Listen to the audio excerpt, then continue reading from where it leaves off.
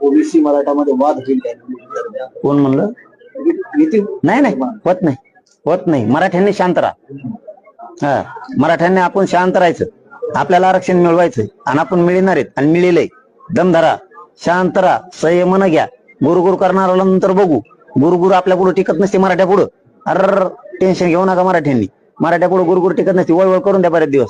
पूर्वीचे म्हणे 100 गुन्हे वाहून द्या. हा, पाहिली भरल्यावर मग ठेपेल येतं. तसं शांत राहावा. मजा बघायची किती गुरगुर करतय. त्याला हसणार घ्यायचं, चिल्लर समजायचं, पुढे चालायचं. कोणी पोस्ट टाकीन, बोर्ड फाडीन, याव याव याव इवळ भाषण करीन, येऊन द्यायचं. मराठ्याची बरोबरी करायची, टप्पर नाही कोणाची, इथं जन्मायचं आणखी.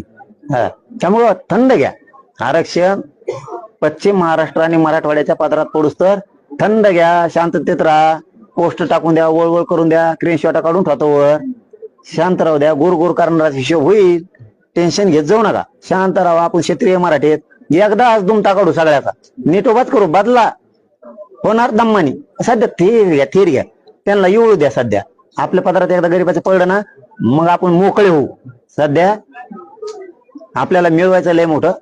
घराघरातल्या मराठ्यांची गरज आहे आपल्याला. त्याच्यामुळे सध्या शांततेने घ्या. आणि ओबीसीला कळतं, गरीब ओबीसीला कळतं.